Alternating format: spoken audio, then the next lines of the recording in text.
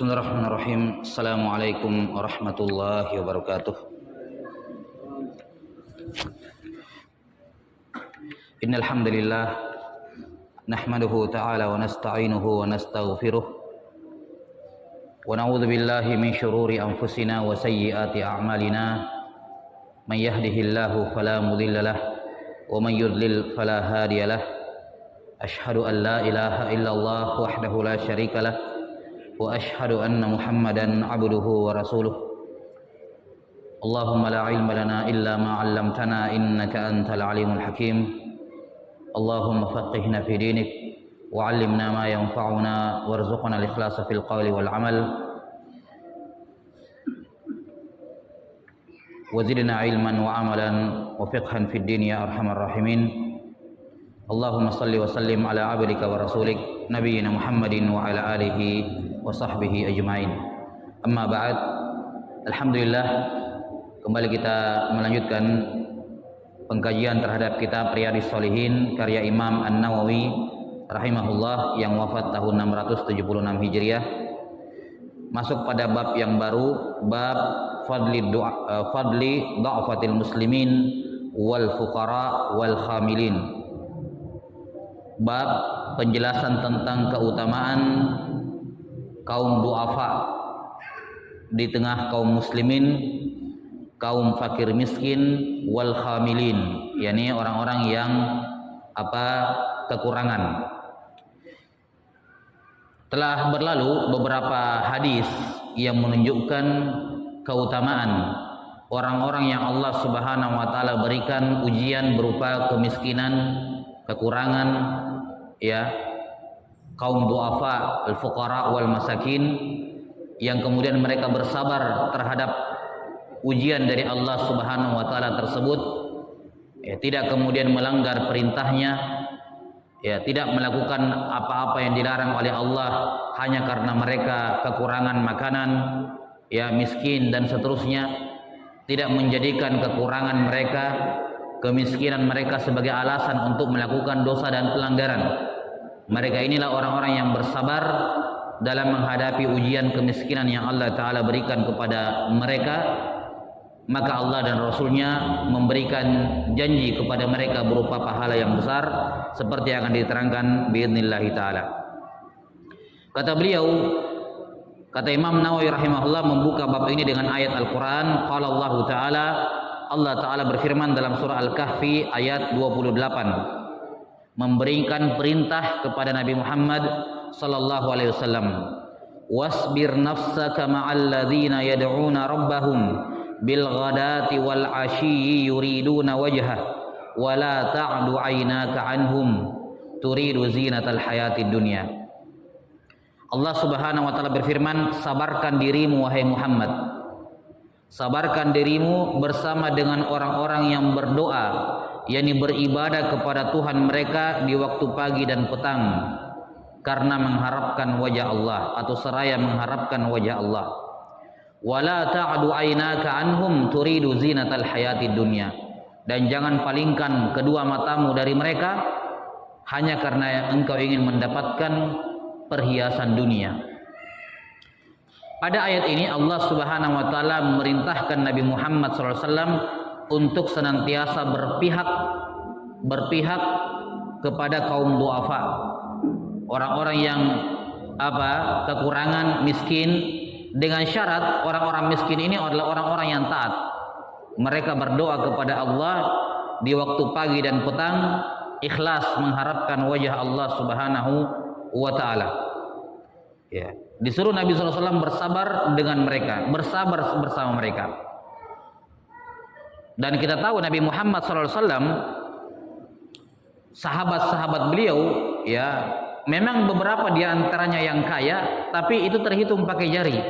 Sahabat-sahabat yang bisa dikatakan kaya raya terhitung pakai jari. Kebanyakan sahabat Nabi SAW itu ad-du'afa wal masakin.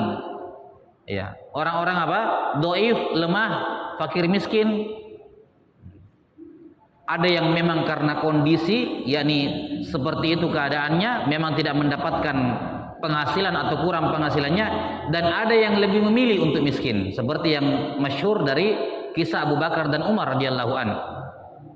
Ketika Umar radhiyallahu anhu berkata, suatu hari saya ketinggalan terus dari Abu Bakar Siddiq. Apa-apa yang saya lakukan Abu Bakar lakukan. Ya.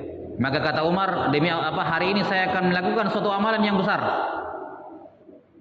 Maka dia pun datang kepada Nabi SAW mengatakan, ya Rasulullah, saya ini setengah, ini hartaku saya hartanya yang besar, semua untuk Allah. Kata Nabi SAW, ma tarakta li ahlik, ma tarakta li ahlik, apa yang kamu sisakan untuk keluargamu? Kata Umar bin Khattab, misluha, seperti itu juga. Jadi ini setengah hartanya, ya, yang disisakan untuk keluarganya setengahnya juga. Kemudian setelah itu datang Abu Bakar Siddiq radhiyallahu anhu mengatakan, ya Rasulullah, ini semua hartaku untuk Allah. Kata Nabi SAW, ma tarakta li ahlik, apa yang kamu tinggalkan untuk keluargamu? Kata Abu Bakar Siddiq, taraktuhum ya Allah wa Rasuluh. Saya tinggalkan untuk mereka Allah dan Rasulnya. Ya. Maka kata Umar bin Khattab, demi Allah saya tidak akan bisa mengalahkan amalan wahai Abu Bakar. Jadi ada sahabat-sahabat yang kaya dan memilih untuk miskin untuk Allah Ta'ala. Ada memang yang karena kondisi. Kita tahu juga bagaimana Nabi Muhammad SAW adalah orang yang kaya. Istri beliau Khadijah radhiyallahu anha wanita kaya raya, tapi menghabiskan hartanya untuk dakwah Nabi SAW yang berakhir dengan beliau menjadi wanita yang sangat miskin dan meninggal karena kelaparan setelah diboikot itu. Ya, setelah apa Bani Hashim dan Bani Al-Muttalib diboikot oleh kaum musyrikin ketika itu. Meninggal karena kelaparan radhiyallahu anha, padahal sebelumnya beliau wanita yang kaya, yakni sakit disebabkan karena kelaparan tersebut. Nabi Muhammad SAW juga beliau mendapatkan 1/5 khumsul khumus, 1/5 dari 1/5 harta gonimah. Ya, bayangkan kalau gonimahnya triliunan, Nabi SAW dapat 1/5-nya. Ya, 1/5-nya itu dikeluarkan, 1/5 dari 1/5 itu untuk Nabi SAW. Bagaimana tidak kaya? Ya. Tapi kebiasaan Nabi SAW seperti yang dilakukan oleh Aisyah, istri-istri Nabi SAW. Aisyah radhiyallahu anha pernah dikasih sekian berapa ratus dirham begitu atau dinar oleh Muawiyah bin Abi Sufyan ketika beliau menjadi khalifah. Di pagi hari dikasih, sore sudah habis. Sore sudah habis. Nabi SAW juga demikian. Beliau dapat miliaran harta dari ghanimah, itu harta pribadi. Itu harta pribadi Nabi Muhammad SAW atas nama beliau, bukan harta negara. Tapi tidak berlalu satu hari kecuali selesai. Semua diserahkan untuk Allah dan Rasulnya, digunakan untuk membayar utang-utangnya para sahabat, digunakan untuk ini, digunakan untuk itu. Itu sedekah atas nama pribadi Nabi Muhammad SAW. Itu uang beliau, hak beliau. Ya. Maka kalau dikatakan apakah Nabi Muhammad SAW kaya atau miskin, sebenarnya beliau kaya. Karena beliau punya hak itu. Beliau yang punya harta tersebut. Tapi memang tidak pernah tinggal kekayaan beliau dalam satu hari. Ya, hanya kaya satu hari, di hari yang sama miskin kembali. Kenapa? Karena sedekah. Nah, maka intinya di sini bahwa kondisi kaum muslimin di zaman Nabi SAW, ya, mayoritasnya adalah du'afa wal masakin. Dan banyak di antara mereka yang miskin karena pilihan, bukan karena keadaan, seperti yang sudah kita sebutkan. Nabi Muhammad SAW sendiri disuruh pilih oleh Allah. Jibril datang, katanya Allah menawarkan kamu mau menjadi hamba, nabi sekaligus hamba atau nabi sekaligus raja seperti Sulaiman. Maka Nabi SAW memilih menjadi nabi sekaligus nabi tapi sebagai manusia, ini hamba biasa, bukan sebagai nabi. Kalau beliau bukan sebagai raja. Kalau beliau memilih waktu itu jadi raja, ya jadi raja pasti. Jadi ini kemiskinan karena pilihan. Makanya Nabi SAW selalu diperintahkan untuk berpihak kepada orang-orang miskin yang taat kepada Allah dan Rasulnya. Secara khusus terkait dengan ayat ini diantaranya adalah kaum Ashabus Suffah. Ashabus Suffah itu adalah orang-orang miskin yang di Madinah yang tidak punya rumah. Banyak diisi oleh kaum muhajirin. Kaum muhajirin ketika hijrah ke Mekah, ketika hijrah ke Madinah, itu asetnya di Mekah ditahan oleh kaum musyrikin, tidak boleh dibawa. Ya, ditahan, rumahnya diambil alih, hartanya diambil alih, pokoknya semua termasuk rumah Nabi Muhammad SAW itu diambil alih di Mekah. Ketika beliau kembali ke Mekah, tidak ada lagi rumahnya Nabi SAW di Mekah, sudah diambil alih. Sahabat-sahabat muhajirin yang hijrah ke Madinah ini, yang mungkin di Mekah kaya raya, tapi ketika hijrah sudah asetnya diputus, diambil alih oleh kaum musyrikin, miskin. Ya, ada yang bisa bekerja, ada yang tidak, ada yang ini, ada yang itu ya. Yang tidak punya rumah, tinggalnya di mana? Di Masjid Nabawi. Dikatakan ahlus suffah. Ya. Ini sahabat-sahabat yang al-fuqara wal masakin. Maka Allah Subhanahu wa taala mengingatkan Nabi sallallahu alaihi wasallam, menasihati nabinya untuk senantiasa bersabar menemani mereka ini. Jangan tergiur dengan harta duniawi, jangan tergiur dengan keadaan orang-orang yang kaya tersebut. Jangan berpihak kepada orang-orang yang kaya hanya karena engkau ingin mendapatkan bagian dari dunia. Ya, maka di sini terdapat keutamaan kaum duafa, fuqara wal masakin di tengah-tengah kaum muslimin dengan syarat mereka bertakwa kepada Allah. Keutamaan mereka adalah Nabi sallallahu alaihi wasallam dekat dengan mereka. Dekat dengan mereka. Iya. Kata Allah Ta'ala, bersabarkan dirimu dengan mereka yang berdoa, yakni beribadah kepada Tuhan mereka di pagi dan petang seraya ikhlas mengharapkan wajah Allah.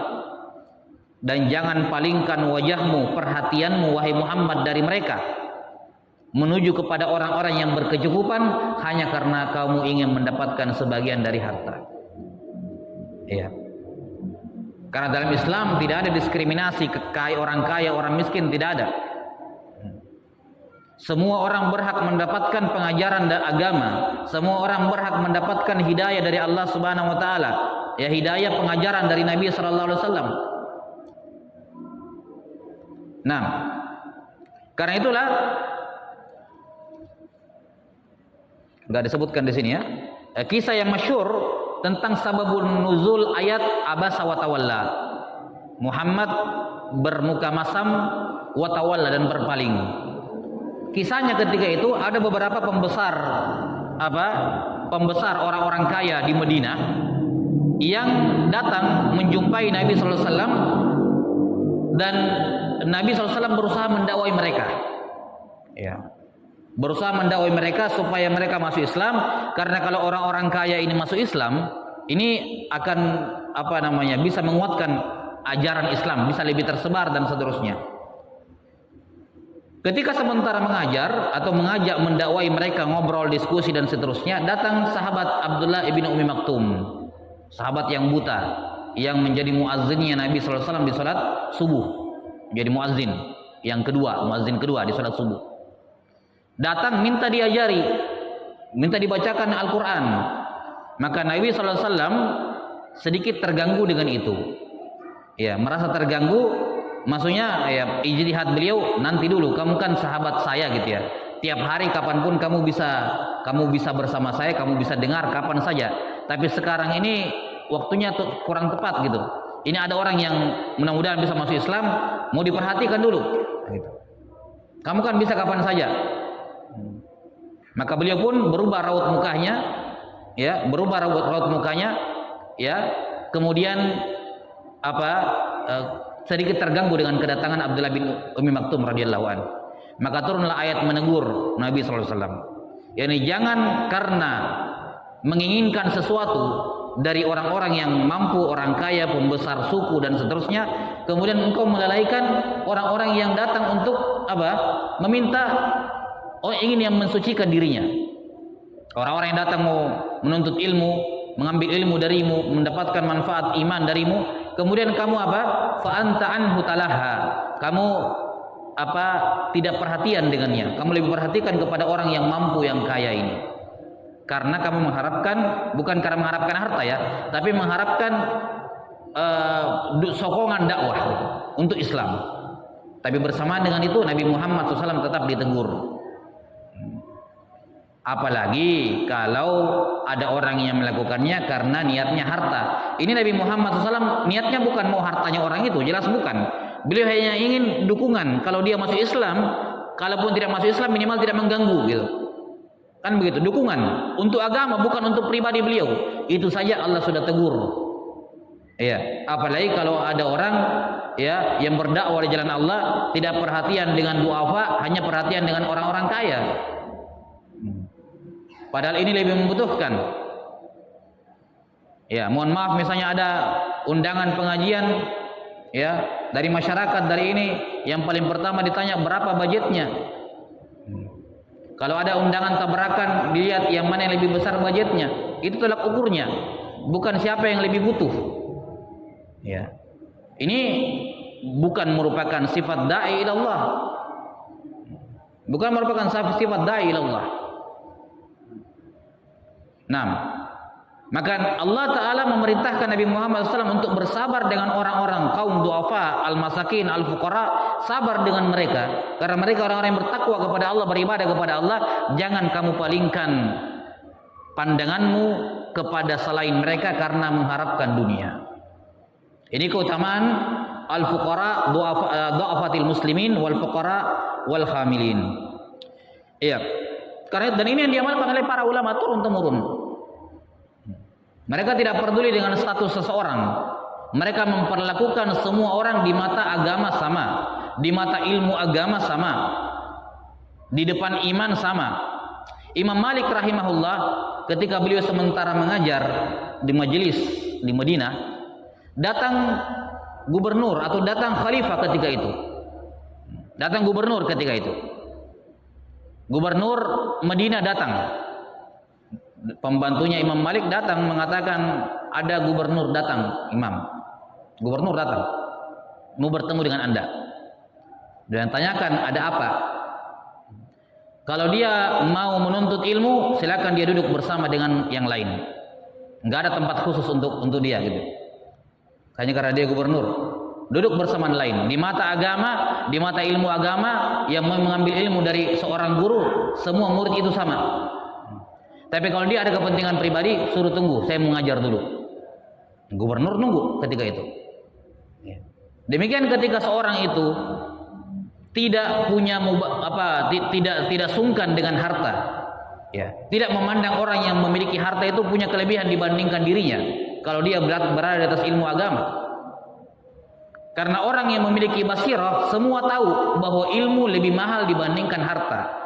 Maka orang yang memiliki ilmu yang benar, agama yang benar, tidak akan mungkin dia berpikir walaupun sekejap orang kaya lebih utama dibandingkan orang berilmu. Enggak akan terpikir seperti itu. Ya. Orang berilmu adalah orang yang tertinggi. Yarfa'illahu alladhina amanu minkum, Allah walladzina utul ilma darajat. Kenapa mereka tinggi? Allah yang mengangkat derajat mereka.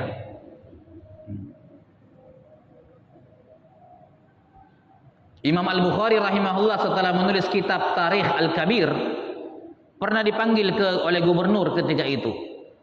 Suruh minta ajarkan buku itu untuk anak-anaknya di istana ketika itu. Imam Bukhari rahimahullah menolak. Yani kalau mau belajar datang ke sini sama seperti anak-anak masyarakat yang lain. Bukan karena kamu gubernur, anakmu anak gubernur, saya kasih kelas khusus gitu. Datang ke sini belajar bersama dengan yang lain. Tidak ada eksklusif dalam masalah ilmu. Ya. Karena beliau juga tidak dibayar. Maksudnya tidak usah. Kalau mau datang belajar sini, ini buku saya ajarkan di sini, datang ke sini. Yang gara-gara itu kemudian Imam Bukhari dipenjara. Dipenjara, ada fitnah menimpa beliau. Salah satu sebabnya gara-gara itu. Ada ketegangan dengan gubernur ketika itu.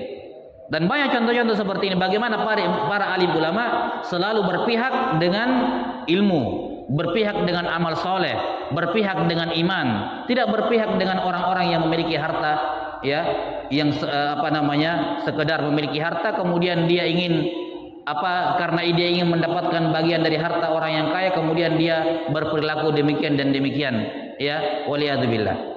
Ini keutamaan orang-orang fuqara ad-du'afa yang disebutkan dalam Al-Quran dan juga dari amalan Nabi SAW dan para ulama.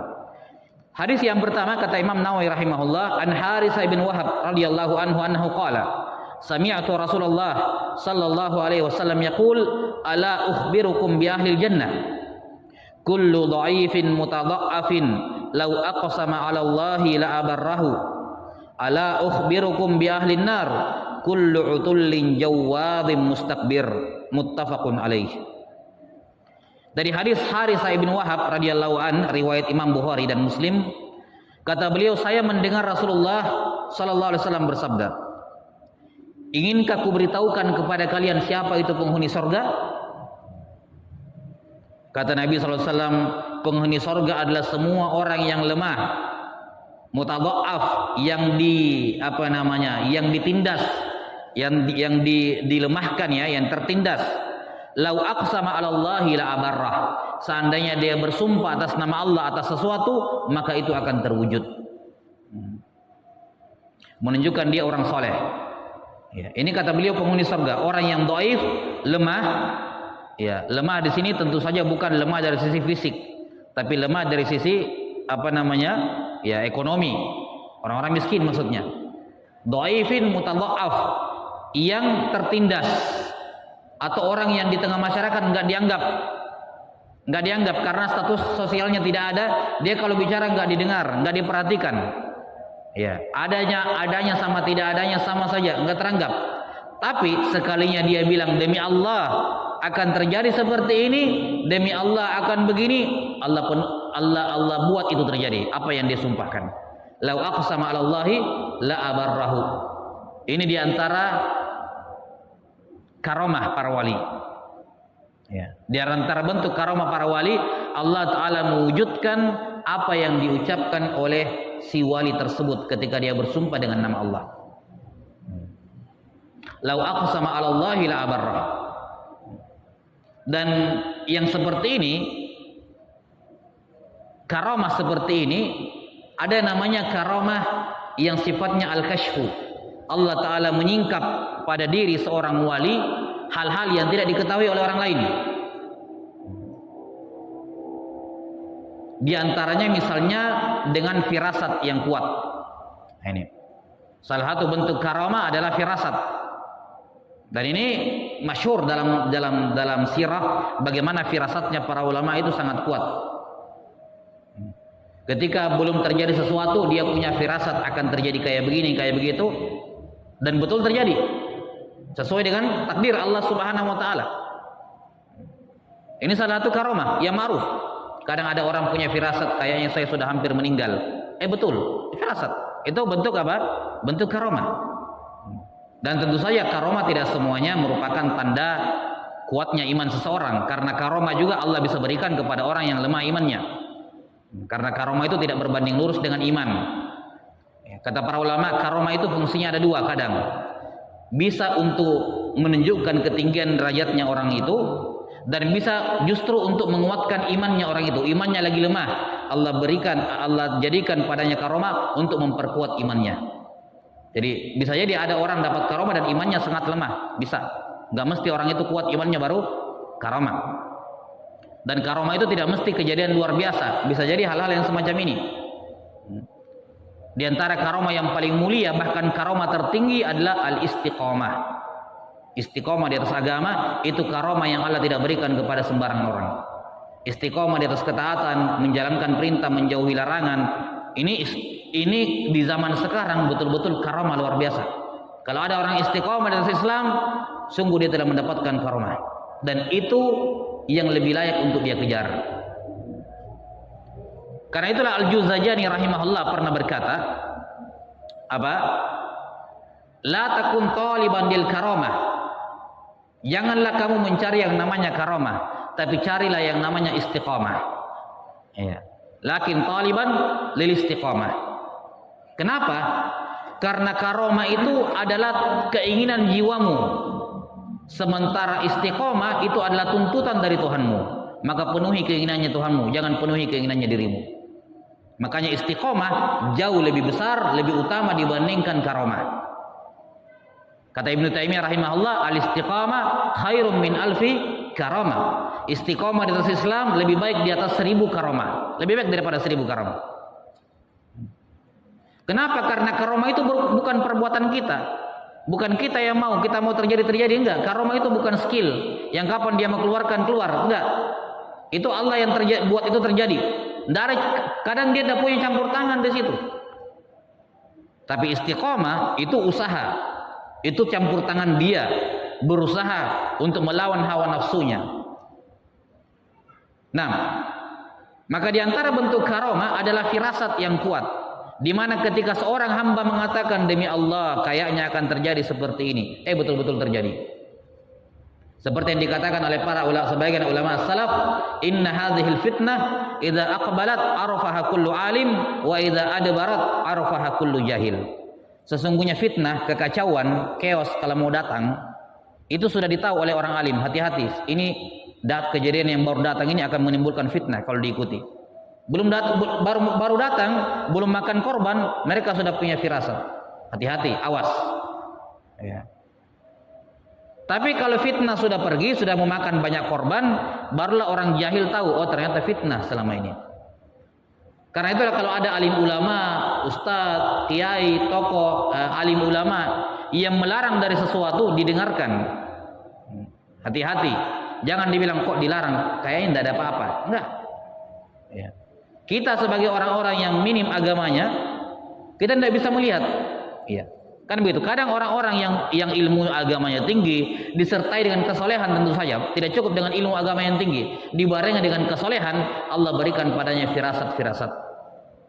Inna fi dzalika laayatil lil mutawassimin.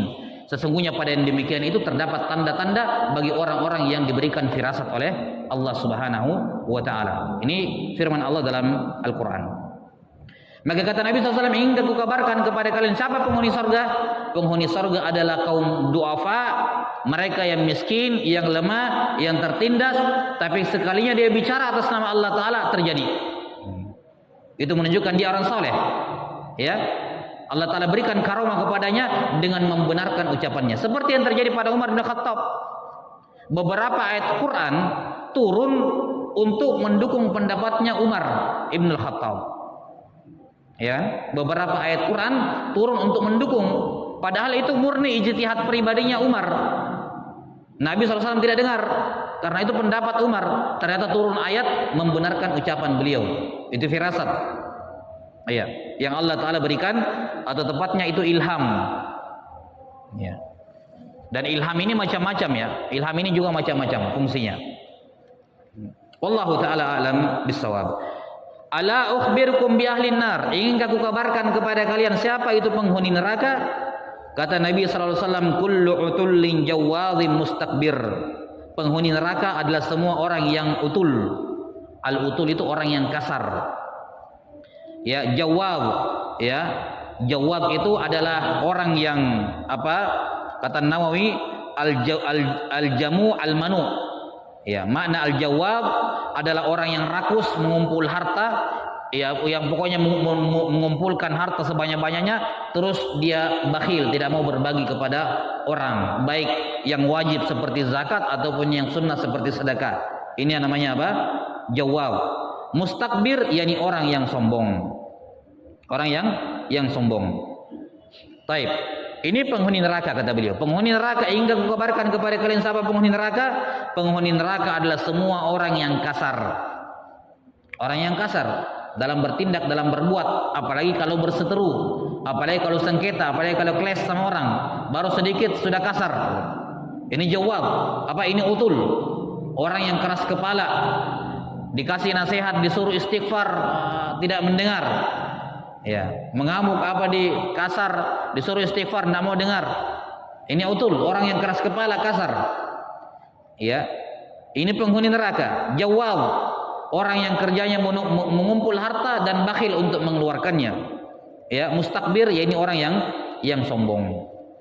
Nah, kata Nabi SAW, la yadkhulun nara man kana fi qalbihi, la yadkhulul jannata man kana fi qalbihi mithqala dzarratin min kibr.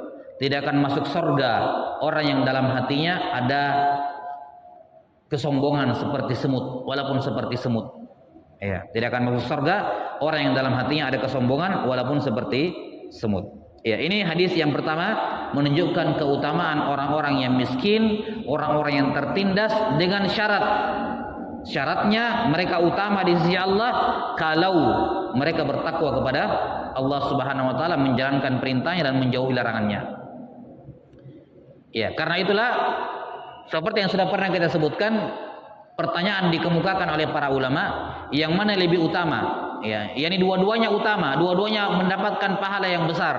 Tapi yang mana yang lebih baik? Orang kaya bersyukur atau orang miskin sabar. Nah, dari dalil-dalil semacam ini para ulama mengatakan bahwa yang lebih afdal adalah miskin tapi dia bersabar dibandingkan kaya walaupun dia bersyukur. Sama-sama dua-duanya dapat keutamaan, dua-duanya dapat pahala besar, tapi yang ini lebih utama. Kenapa? Itu yang dilakukan oleh Nabi SAW. Beliau kaya tapi memilih untuk miskin, seperti yang sudah disebutkan tadi. Para sahabat juga banyak yang seperti itu. Iya. Wallahu a'lam bissawab. Kemudian hadis yang kedua, wa an Abil Abbas Sahal bin Sa'ad As-Sa'idi radhiyallahu anhu annahu qala marra rajulun 'ala an-nabi sallallahu alaihi wasallam faqala li rajulin 'indahu jalis ma ra'yuka fi hadha faqala rajulun min asyrafin nas hadha wallahi hariyun in khataba an yunkah wa in syafa'a an yushaffa fasakata Rasulullah sallallahu alaihi wasallam ثم مر رجل آخر فقال له رسول الله صلى الله عليه وسلم ما رأيك في هذا فقال يا رسول الله هذا رجل من فقراء المسلمين هذا حري إن خطب ألا ينكح وإن شفع ألا يشفع وإن قال لا يسمع لقوله فقال رسول الله صلى الله عليه وسلم هذا خير من ملء الأرض مثل هذا متفق عليه. Hadis riwayat Bukhari dan Muslim. Dari sahabat Abul Abbas Sahal bin Sa'ad As-Sa'idi radhiyallahu anhu, beliau berkata, suatu hari Nabi SAW duduk bersama dengan sebagian sahabat, tiba-tiba lewat dua orang. Orang yang pertama dulu lewat. Beliau bertanya kepada sahabat di dekatnya, bagaimana pendapatmu tentang orang ini yang lewat ini? Kata sahabat, ini orang termasuk orang yang mulia, status sosialnya tinggi di Medina. Dia orang kaya lah, orang mampu dan seterusnya. Demi Allah, dia kalau melamar pasti diterima. Kalau dia melamar pasti diterima. Kalau dia memberi syafaat, memberikan rekomendasi, pasti langsung diterima rekomendasinya. Karena orang terpandang. Mendengar jawaban sahabat tersebut, Nabi SAW diam, tidak mengomentari. Setelah itu datang lewat orang yang kedua. Beliau tanya lagi, bagaimana menurut kamu tentang orang ini? Orang yang kedua lewat ini. Katanya, ya Rasulullah, adapun orang ini, beliau ini orang miskin, termasuk orang-orang fakir di tengah kaum muslimin. Ya, ini kalau melamar pasti ditolak. Kalau melamar pasti ditolak. Kalau dia memberikan rekomendasi, tidak akan ada yang mau terima. Siapa dia yang memberikan rekomendasi? Dan kalau dia berbicara, berpendapat, tidak akan didengar pendapatnya, nggak teranggap di tengah masyarakat. Mendengarkan jawaban tersebut, Nabi SAW bersabda, "Hadza khairum min mil'il ardi misla hadza." Hadza khairum min mil'il ardi misla hadza.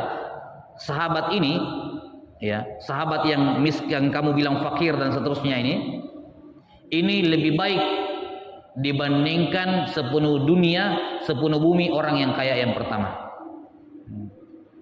Jadi kalau orang-orang yang kaya tadi, orang kaya tadi itu yang kamu sebut, dikumpulkan satu bumi dibandingkan satu orang kaya tadi yang miskin, maka lebih baik ini daripada satu bumi orang kaya gitu. Taib. Tentu saja di sini bukan tertuju kepada miskin dan kayanya, karena itu bukan tempat untuk mencela atau memuji masalah kaya atau miskin, bukan. Tapi di sini Nabi SAW menerima wahyu. Beliau menerima wahyu bahwa orang yang dipuji, orang kaya ini orangnya bermasalah gitu. Ya, beliau menerima wahyu dari Allah Ta'ala tentang keadaan orang ini. Mungkin dia penghuni neraka, mungkin ini, mungkin itu gitu. Yang jelas ini orang kaya yang kamu puji enggak seperti kelihatannya. Sementara orang miskin yang kalian tidak nilai apa-apa itu, dia orang yang soleh. Ya, beliau dapat wahyu dari Allah tentang keadaan orang itu. Nah, keadaannya orang ini lebih baik dibandingkan orang itu sepenuh bumi. Iya. Hubungan bab ini dengan judul bab, hubungan hadis ini dengan judul bab untuk menunjukkan bahwa jangan menilai seorang dari keadaan. Yang satunya punya kedudukan, punya pangkat, punya titel, punya harta, punya ini, punya itu, sehingga dia kalau berbicara di rapat RT RW didengar. Ya, karena dia punya kedudukan. Satunya mohon maaf misalnya cuma tukang batu, tukang ini dan seterusnya, ya, tidak dipandang karena tidak punya koneksi, tidak punya apa-apa. Nah, tidak boleh seperti itu. bisa jadi yang itu lebih baik dibandingkan sepenuh bumi itu. Dan ini berlaku untuk semuanya. Tidak menutup kemungkinan ada orang-orang yang mohon maaf misalnya cuman tukang beca misalnya, tapi dia ikhlas, ridho ini dan seterusnya, rajin ibadah, ya, masuk surga. Sementara ada ustadz, ada ini mungkin masuk neraka karena dia tidak beramal dengan ilmunya. Itu hal yang sangat mungkin. Ya, maka tidak bisa kita menilai seorang dengan tampilan luar. Karena hakikat yang benarnya hanya Allah Subhanahu wa taala yang mengetahuinya. Ya, wallahu a'lam bissawab. Insyaallah taala kita lanjutkan nanti pada pertemuan berikutnya. Naktafi bihadzal qadar. Sallallahu ala nabiyyina Muhammadin wa ala alihi wa sahbihi wasallam. Walhamdulillahirabbil alamin. Assalamualaikum warahmatullahi wabarakatuh.